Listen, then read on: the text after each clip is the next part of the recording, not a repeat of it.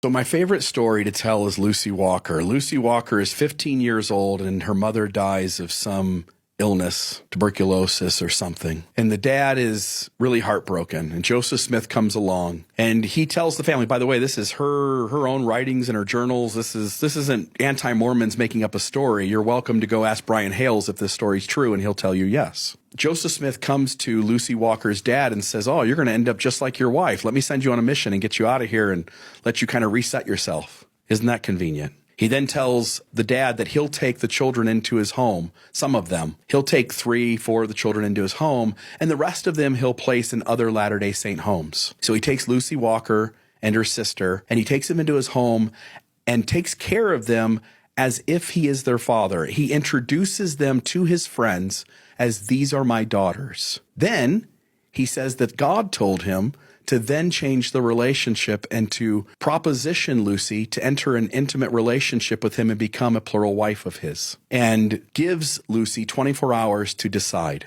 She's 16 years old at the time. She's given 24 hours to decide if she will enter that relationship and take the prophet's word at value. She is 16 years old. She goes home. She thinks about it all night, doesn't make a decision. She hasn't slept. She comes back to the prophet and says, I can't. I don't know what to do. He says, I'll give you 24 more hours. And if you don't choose to do what I ask, then the gates of heaven shall be closed against you. 24 more hours goes by. How much do you think she slept that night? Not at all. Would you have slept? I wouldn't have. She comes back the next day having gotten her answer. Sure, she got her answer. She went 48 hours with no sleep, with tons of pressure on her to make the right decision, to a man that she considered to be her priesthood authority, who was prophet, seer, and revelator, who used abusive, predatory tactics to manipulate her. As her foster father or her adopted father, right?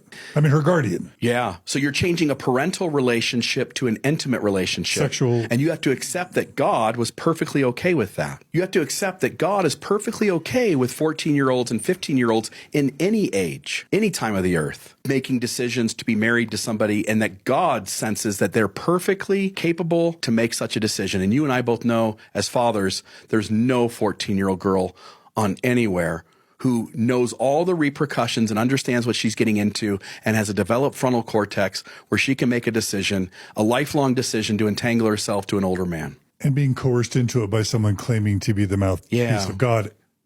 With predatory tactics. Yeah.